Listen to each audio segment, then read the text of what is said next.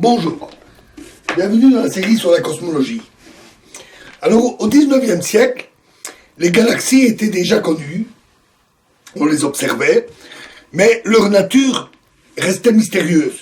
Les télescopes de l'époque étaient trop petits, et tout ce qu'on observait, c'était des taches blanchâtres, petites taches, et on leur donnait donc le nom de nébuleuses, parce qu'elles étaient nébuleuses, comme une tache. Et ce nom est d'ailleurs encore régulièrement utilisé pour nommer ou désigner certaines galaxies. Et la distance de ces objets dans le ciel restait totalement inconnue. Il y avait donc un débat pour savoir si c'était des masses quelconques de gaz, par exemple, dans notre propre Voie lactée, qui portait déjà ce nom, notre galaxie. Le mot galaxie, lui, n'existait pas, mais on parlait de la Voie lactée, ou si c'était des groupes d'étoiles qui étaient situés plus loin, et trop loin pour qu'on puisse distinguer les étoiles séparément. À la fin du 19e siècle, on commença à construire de grands télescopes, en particulier, à l'époque, celui du mont Wilson, qui était un très grand télescope. Grâce à ce télescope, on put distinguer les étoiles des galaxies les plus proches. Et donc le débat fut tranché. C'était des groupes d'étoiles situés hors de la Voie lactée. On leur donna parfois le nom d'univers île.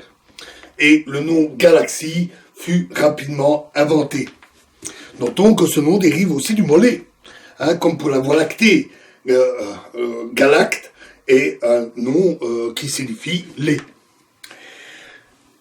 Au début du XXe siècle, Hubble, qui travaillait au mont Wilson avec ce télescope, utilisa la technique des céphéides pour mesurer les distances, et en particulier les distances de ces galaxies.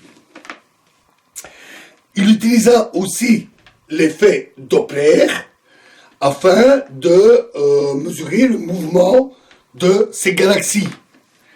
Et en 1929, il constata que la majorité des galaxies, à part quelques-unes comme Andromède, qui se rapproche de nous, mais la majorité s'éloignaient. Elles étaient décalées vers le rouge, et donc s'éloignaient de nous.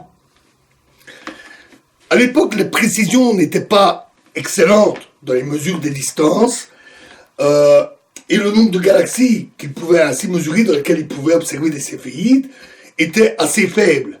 Mais c'était toutefois suffisant pour faire ce constat.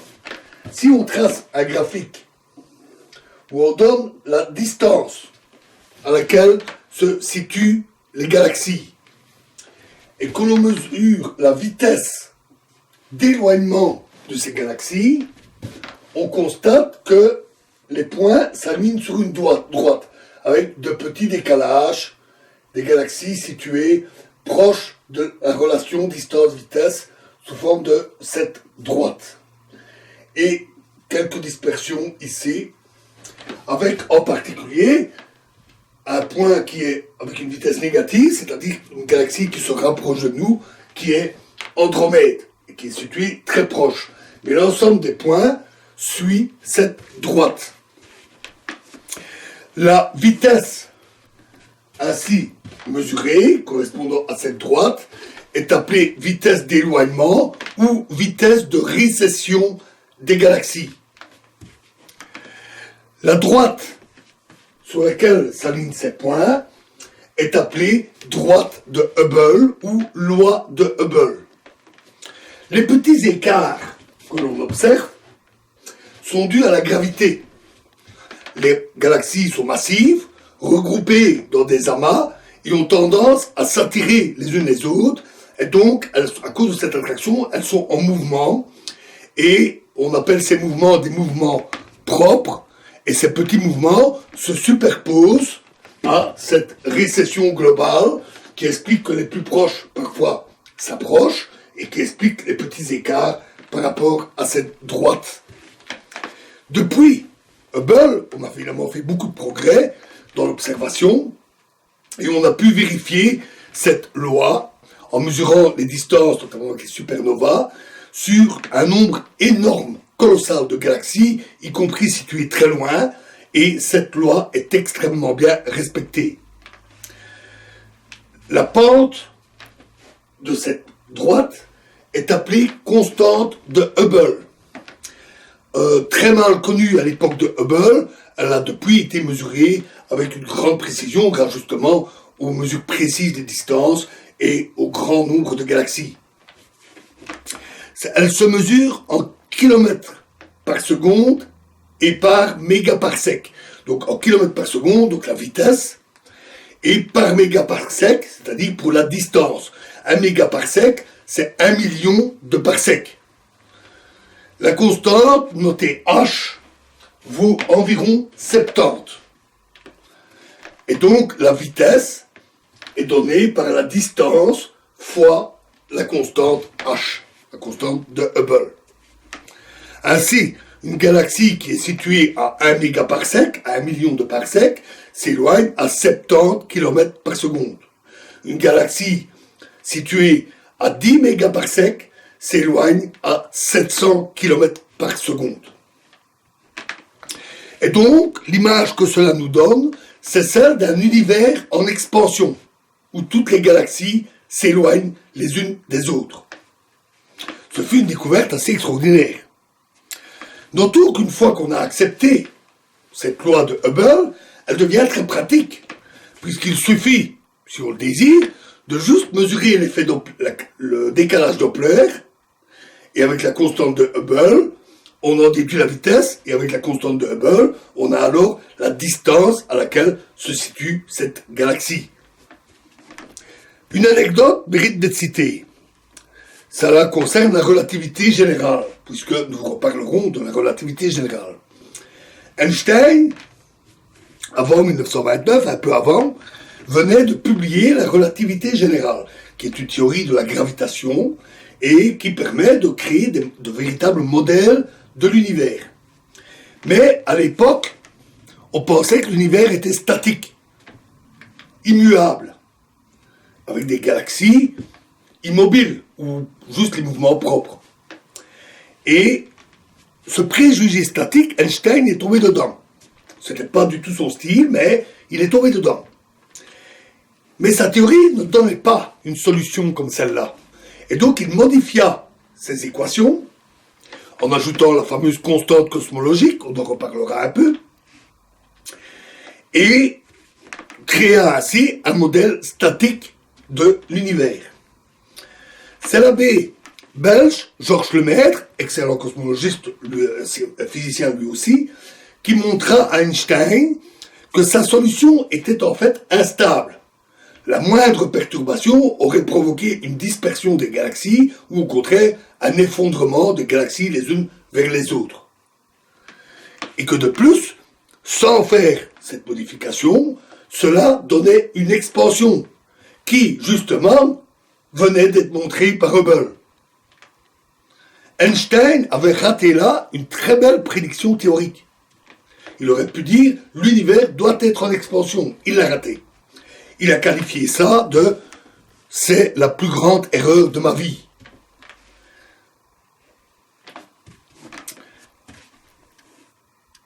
Donc, l'univers est en expansion. Alors, un point mérite d'être cité parce que il existe toujours des adversaires du modèle standard de la cosmologie. Il y a les tenants d'un univers statique, les tenants d'un univers stationnaire. Ceux de l'univers stationnaire, il y en a encore un certain nombre. Mais ceux de l'univers statique, à la Einstein, existaient. Alors, je ne crois pas qu'il en existe encore maintenant, mais à une époque, il en existait. Et il disait, il n'y a pas d'expansion de l'univers. Et ce que l'on observe, ce n'est pas l'effet Doppler, mais un phénomène qu'ils appelaient lumière fatiguée, la théorie de la lumière fatiguée. La lumière, en se propageant, aurait perdu de l'énergie, qui se serait dissipée d'une manière non précisée, et de fait, alors, la théorie montre que dans ce cas-là, sa longueur d'onde doit augmenter, provoquant un décalage vers le rouge, et donc un effet Doppler apparent. Notons que c'est purement hypothétique. Jamais un tel effet ne peut être observé en laboratoire. Même en faisant rebondir des lasers sur des miroirs des milliers ou des millions de fois, on n'observe pas un tel phénomène de fatigue de la lumière. Et rien ne semblait l'indiquer, ni dans les expériences, ni dans les théories fondamentales. Mais l'idée était là. Alors, est-ce que ça a été réfuté? Eh bien oui. Pour ça, retournons à l'effet Doppler. L'effet Doppler provoque, pour un objet qui s'éloigne, une augmentation de la longueur d'onde et une diminution de la fréquence. Mais il provoque aussi un allongement des durées, qui est appelé dilatation du temps apparente. Alors pourquoi? Mais imaginons un observateur, par exemple sur Terre, qui observe un objet qui s'éloigne à très très très grande vitesse. Et cet objet, à un instant T1 est là, et à un instant T2, il est là. Au T1, il émet un signal, à vitesse de la lumière, vers l'observateur, qui le capte, et à l'instant T2, il émet un autre signal vers l'observateur. La différence de temps entre l'émission des deux signaux est T2 moins T1. C'est l'intervalle de temps entre les deux signaux.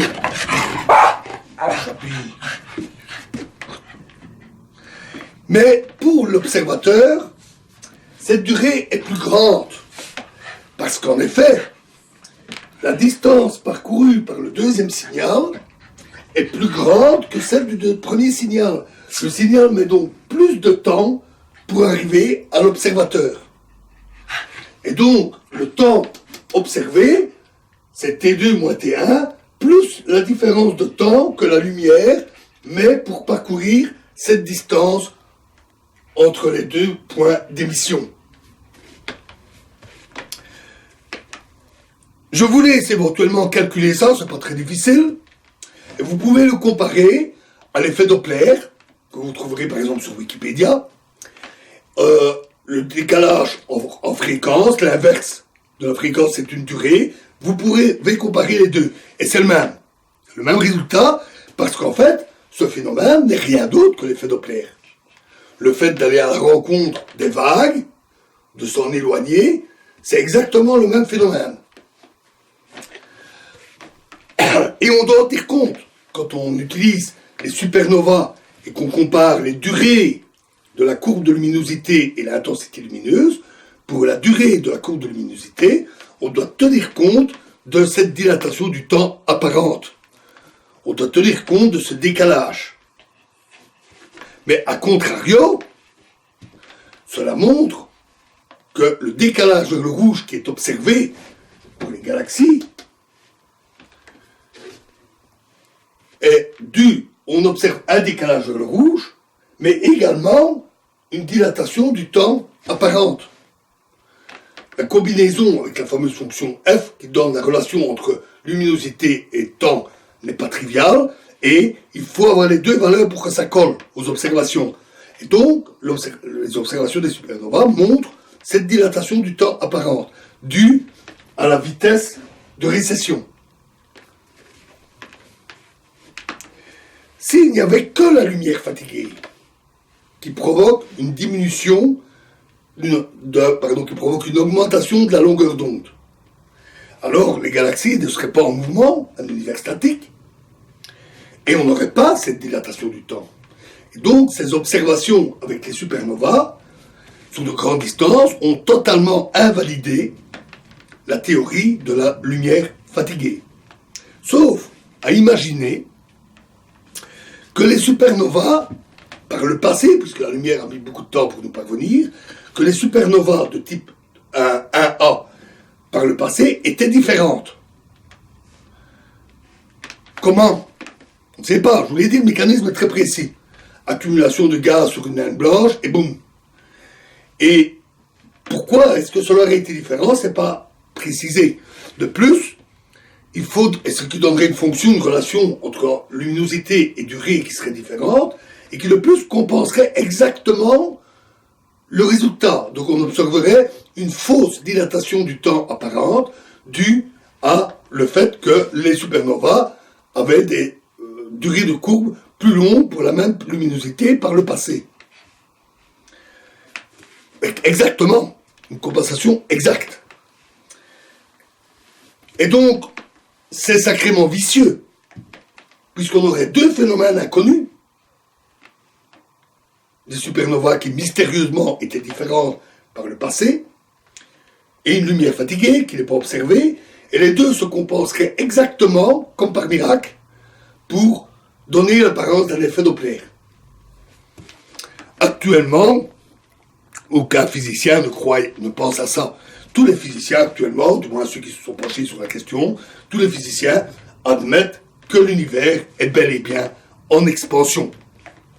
Même les adversaires, adeptes de la théorie dite univers stationnaire, admettent un univers en expansion. Donc, l'observation montre un univers qui se dilate au cours du temps.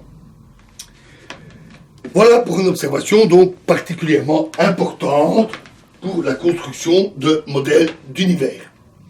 Une autre observation très importante que nous verrons dans la prochaine vidéo est l'observation du rayonnement fossile.